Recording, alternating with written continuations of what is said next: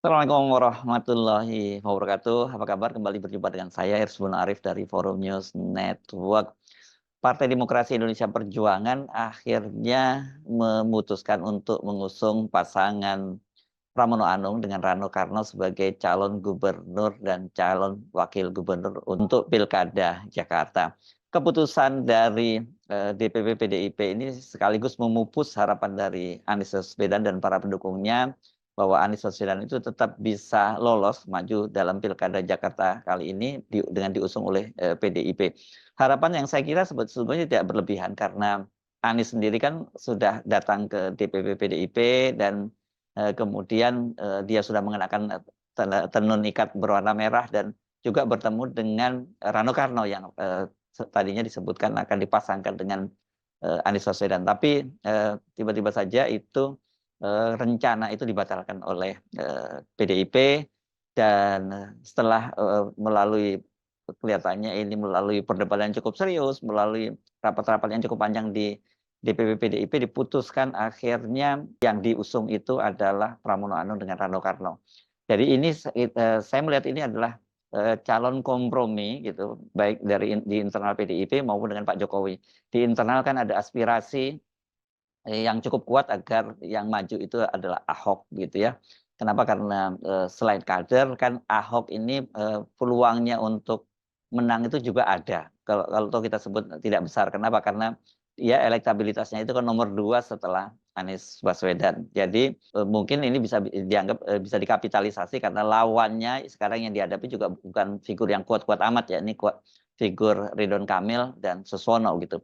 Tapi kalau kemudian dipilih oleh Bu Megawati itu Pramono Anung, ya ini merupakan calon kompromi ya, tidak Anies, tidak Ahok, tapi kemudian yang dipilih adalah Pramono. Sementara wakilnya tetap Rano Karno. Tapi kita juga bisa melihat ini dipilihnya Pramono Anung itu sebagai sebuah kompromi dengan Pak Jokowi, ya. Kenapa? Karena Pramono Anung itu adalah sekretaris kabinetnya Pak Jokowi dan ini tentu saja kita bisa sebut dia sebagai orang yang sangat dekat juga dengan Pak Jokowi, lingkaran dari Pak Jokowi, lingkaran dalam Pak Jokowi, meskipun selama ini kita tahu bahwa Pramono Anung ini adalah jadi semacam penghubung lah antara Ibu Megawati dengan Pak Jokowi. Dan ketika kemudian hubungan antara Ibu Megawati dan Pak Jokowi itu merenggang, tapi kan Pramono juga tetap menempati posisinya itu, karena memang Pak Jokowi sampai menjelang akhir ini pemerintahnya ternyata memutuskan untuk tidak mereshuffle para menteri-menteri PDIP yang ada di kabinet. Sebaliknya Ibu Megawati juga tidak menarik menterinya dari kabinet. Hanya saja kemarin yang terakhir dalam reshuffle terakhir kan ada 2 menteri dari PDIP yang terkena sasaran dan ya ini pertama adalah Menteri ESDM Arifin Tasrif dan kedua itu Menkumham Yasona Lawli. Ini pilihan-pilihan ini pilihan yang dipilih sangat strategis karena posisi-posisinya berkaitan dengan terutama Menkumham itu kan berkaitan dengan pengesahan dari partai-partai politik yang dalam sepekan terakhir ini rame-rame menyelenggarakan, ada yang menyelenggarakan Munas, Muktamar, Kongres dan sebagainya begitu ya. Jadi mengapa akhirnya PDIP itu memilih pasangan Pramono Anung dan Rano Karno? Karena kalau kita melihat dipasangkan 2 orang ini akan menunjukkan satu sinyal bahwa PDIP itu tidak serius melawan Pak Jokowi karena harusnya pilkada kali ini Jakarta ini kan momen bagi Ibu Megawati dan PDIP untuk membalas dendam terhadap Pak Jokowi karena mereka dikalahkan dan juga dirugikan pada pemilu yang baru berlangsung lalu. Di pemilu legislatif jelas Pak Jokowi mewujudkan ancamannya itu menurunkan perolehan suara PDIP sehingga di DPR itu turun jumlah kursinya turun sangat signifikan dari 128 hanya menjadi 110. Ini artinya ada penurunan 18 kursi dan kemudian calon presiden yang diusung itu yakni Ganjar Pranowo dengan Mahfud MD itu jadi kandidat yang memperoleh suara paling kecil, jadi nomor bontot. Mereka kalah jauh dibandingkan dengan calon yang diusung oleh Pak Jokowi yakni Prabowo Gibran, bahkan mereka juga kalah melawan Anies Baswedan yang dipasangkan dengan Muhaimin Iskandar yang berada di urutan kedua perolehannya pada Pilpres lalu. Dan kalau memang PDIP itu ingin membalas dendam itu ya nggak mungkin PDIP itu sendiri yang maju apalagi mengusung kader internalnya yang paling mungkin itu sebenarnya ya dengan mengusung Anies Baswedan itu. Saya kira itu yang kemudian jadi pertimbangan mengapa banyak fraksi juga di PDIP yang mendorong agar Anies Baswedan yang diusung oleh PDIP. Kendati kita tahu bahwa secara chemistry-nya ini memang seperti minyak dengan air lah ya, kita sebutkan antara PDIP dengan Anies itu. Jadi kalau Anies itu kemarin benar-benar diusung oleh PDIP itu kan dia pindah kuadran gitu. Sebaliknya PDIP itu juga berpindah kuadran dengan mendukung Anies Baswedan itu. Jadi kalau kita lihat prosesnya sebenarnya kelihatannya hampir final kemarin ya putusan untuk mengusung Anies Baswedan itu, karena Anies Baswedan kan kemudian bertemu dengan DPD PDIP Jakarta yang ini yang pertama kali mengusulkan agar Anies diusung maju, dan prosedurnya semacam itu usulan dari DPD PDIP. Dan pada waktu itu kita ingat Ketua DPD PDIP Jakarta Andi Wijaya ketika ditanya oleh wartawan dengan wajah yang sumringah apakah dia akan mencalonkan Anies Baswedan sebagai calon gubernur Jakarta, dia menyatakan insya Allah. Ini saya kira mereka memang tradisi di PDIP mereka nggak berani mengambil langkah sendirian sebelum menunggu keputusan dari Ibu Megawati yang punya hak veto untuk menentukan itu. Dan kemudian kita tahu prosesnya berlangsung sampai kemudian Anies datang ke DPP PDIP itu kan pasti sudah ada green light bahwa dia akan diusungkan dengan Rano Karno. Tapi ternyata kemudian batal dan ternyata bukan hanya ditunda, tapi kemudian juga betul-betul urung diusung oleh PDIP. Saya menyebutnya sesungguhnya kalau kemarin itu Anies itu jadi diusung, ini akan menjadi semacam eksperimen politik yang sangat menarik, tidak hanya bagi Anies Baswedan, tapi juga bagi PDIP. Coba mari kita hitung-hitung kalkulasinya ya, mengapa kemudian saya sampai pada kesimpulan bahwa PDIP dengan mengusung Pramono Anung ini tidak cukup serius melawan Pak Jokowi. Pertama kalau dari sisi Anies Baswedan ya, Anies Baswedan itu kalau dia jadi diusung oleh PDIP, dia juga diuntungkan karena dengan begitu dia akhirnya selamat dan mendapatkan tiket, karena setelah putusan dari Mahkamah Konstitusi nomor 60 itu kan ambang batas pencalonan seorang kepala daerah itu bagi partai-partai politik itu kan diturunkan. Dan itu memungkinkan bagi PDIP yang hanya memiliki 15 kursi atau sekitar 14% dari total jumlah kursi yang ada di DPRD Jakarta, yakni 106 itu bisa mengusung sendiri calonnya. Ini kan syaratnya kalau berdasarkan putusan Mahkamah Konstitusi nomor 60 itu hanya 7,5%. Jadi lebih banyak gitu. Nah, ini selamat. Dan bagi PDIP tentu diuntungkan karena dia mendapatkan jagoan yang dari sisi elektabilitas itu suaranya tertinggi di Jakarta gitu ya. Dan keuntungan lain bagi PDIP itu kalau dia mengusung Anies Baswedan ini kan PDIP berpotensi itu mendapat limpahan suara dari para pendukung Anies Baswedan yang cukup besar dan tersebar juga di seluruh Indonesia.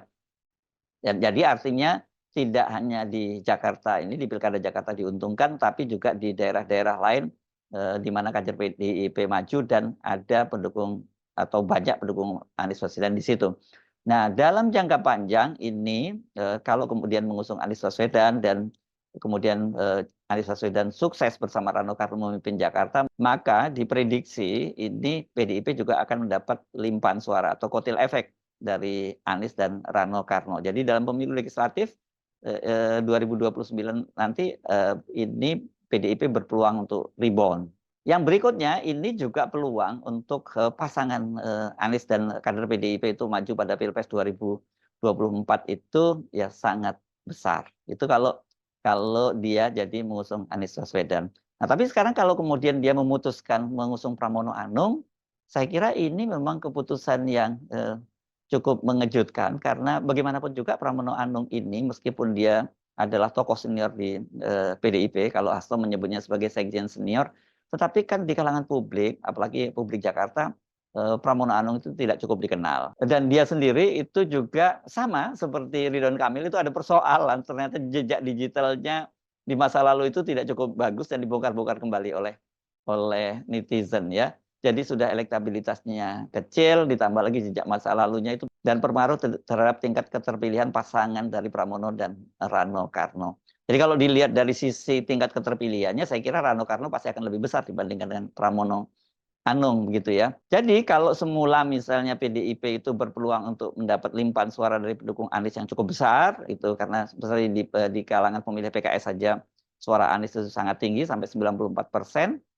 Ya ini kalau dengan Pramono Anung kemungkinan besar para pendukungnya, pendukung Anies yang ada di PKS, ada di PKB maupun di Nasdem itu tidak akan beralih ke PDIP. Jadi ya diperkirakan suara PDIP itu berkisar antara 14 dan sampai 17% saja. Mengapa saya bisa menyimpulkan angka 14 sampai 17%, bahkan lebih rendah itu bisa saja terjadi? Yang pertama, itu kalau angka 14% itu kan kita mengacu pada pemilu legislatif ya. Pemilu legislatif di Jakarta, PDIP itu hanya memperoleh 14%. Sementara pada pemilu presiden atau pilpres, itu kan pasangan Ganjar dan Mahfud itu memperoleh 17%. Saya kira ini ada faktor Mahfud juga yang harus dihitung gitu. Tapi oke, kita sebut jadi angkanya antara 14 sampai 17% begitu. Nah, bagaimana kalau kemudian Pramono dan Rano yang dipasangkan? Saya malah menduga kemungkinan bisa lebih rendah dari 14%. Kenapa? Karena ada yang saya sebut tadi para pendukung-pendukung Ahok yang tidak puas dengan penunjukan dari Pramono, meskipun mungkin dampaknya tidak sebesar kalau PDIP mengusung Ahok ya, karena kan beberapa waktu yang lalu, tepatnya hari Ahad yang lalu kan para pendukung dari Ahok itu juga mendatangi DPP PDIP, ditemui oleh Adhiana Napitupulu dan mereka menginginkan agar PDIP itu mengusung Ahok. Dan kalau kemudian keinginan mereka, aspirasi mereka tidak ditampung oleh PDIP dan tetap memilih Anies pada waktu itu, ya mereka akan mengancam akan tidak memilih PDIP. Jadi kalau Anies memang ada potensi kehilangan besar daripada pendukung Ahok. Saya kira ini residu dari Pilkada Jakarta tahun 2017 pada waktu itu Ahok dengan Anies itu kan berhadapan face to face gitu ya, karena atau head to head di putaran kedua dari Pilkada Jakarta. Tetapi saya kira kalau Pramono mungkin dampak eksodus dari pendukung Ahok itu tidak sebesar ketika PDIP mengusung Anies Baswedan. Tetapi kalau kita kemudian kita compare mana keuntungannya ketika mengusung Pramono Anung dibandingkan dengan mengusung Anies, tentu jelas keuntungan yang besar diperoleh PDIP ketika dia akan mengusung Anies, karena Pramono ini ya bagian dari PDIP. Jadi apalagi kalau dari survei-survei kan dia termasuk dalam kelompok yang elektabilitasnya hanya 1%. Jadi tidak akan menambah suara dari PDIP, tapi justru malah mengurangi. Nah, kemudian dari sisi yang saya sebut tadi kenapa nggak serius, ya dengan memilih Pramono itu ya kelihatan sekali bahwa PDIP tidak cukup serius melawan Pak Jokowi. Padahal kan harusnya kalau serius melawan Pak Jokowi, dia harus memilih figur yang sangat kuat di Jakarta ini.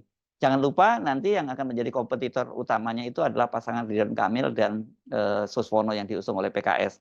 Dengan komposisi Pramono dengan Rano, sekali lagi itu betul-betul segmented sekali ya, segmented pemilih PDIP yang justru malah bisa berkurang jumlahnya, dan pendukung-pendukung dari terutama pendukung Anies yang ada di PKS, Nasdem dan kemudian juga PKB kemungkinan besar akan mempertimbangkan untuk tetap mendukung Ridwan Kamil dan Suswono. Meskipun saya sendiri punya kesimpulan mungkin angka golputnya ini akan sangat besar ya, karena mereka tetap ya, para pendukung Anies ini tidak mau mendukung Ridwan Kamil dan Suswono, dan kemudian mereka juga tidak mau mendukung Pramono dengan Rano Karno. Justru nanti muncul semacam antipati dari kalangan pendukung Anies Baswedan karena mereka merasa Anies dipermalukan gitu. Sudah hampir diumumkan tiba-tiba dibatalkan begitu saja.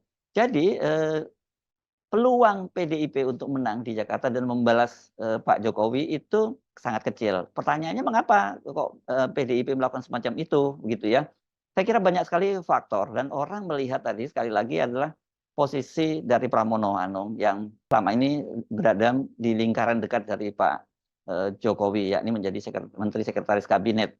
Dan ini mungkin bisa jadi ini kita bisa sebut adalah kompromi antara Pak Jokowi dengan Ibu Megawati, karena ya Pak Pramono Anung itu satu dianggap kalau toh katakanlah dia bisa memenangkan kontestasi di Jakarta itu kan masih dalam sphere of influence atau dalam lingkup pengaruh dari Pak Jokowi begitu.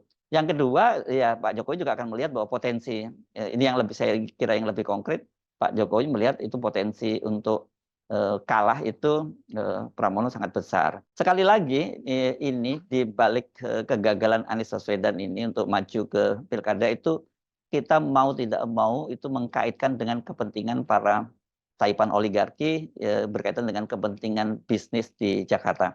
Kendati Jakarta ini sudah nantinya bukan lagi jadi ibu kota karena sudah dipindahkan ke IKN, tetap saja sebenarnya pertarungan politik dan pertarungan ekonomi itu terjadi di Jakarta bukan di IKN gitu. IKN ini mungkin akan jadi semacam istana musim kalau di luar negeri yang ada 4 musim menjadi istana musim panas atau istana musim dingin gitu yang sekali-kali dikunjungi tapi tidak akan jadi tempat tinggal dari Presiden Prabowo. Dan ini mungkin nanti statusnya mungkin sama seperti Bogor, kemudian Gedung Agung di Yogyakarta, nah kemudian ada IKN. Tapi saya kira kalau kita lihat peringkatnya ya pasti akan tetap di Jakarta, di Istana Merdeka dan Negara, kemudian Istana Bogor, Istana Gedung Agung di Yogyakarta, baru IKN itu akan jadi pilihan yang terakhir. Nah, kalau dari situ saja kan berarti kepentingan-kepentingan bisnis terutama itu tetap akan berusaha mati-matian itu menolak Anies Baswedan. Operasi-operasi kemarin dengan membentuk Partai Koalisi Indonesia Maju Plus yang kemudian memastikan Anies dan PDIP tidak maju itu kan bagian dari operasi itu. Sayangnya kan ada kecelakaan di Mahkamah Konstitusi yang kemudian melahirkan putusan MK nomor 60 gitu ya. Nah ini tapi kan para taipan oligarki ini pasti mereka tidak mau berhenti begitu saja dan ketika tahu misalnya ada peluang PDIP bisa akhirnya bisa mengusung sendiri dan akan mengusung Anies Baswedan, saya kira ini operasinya jauh lebih mudah untuk membatalkan pencalonan Anies Baswedan di PDIP itu karena pertama tentu saja seperti saya sebutkan tadi mereka ini kuadrannya berbeda antara Anies dan dengan PDIP ini.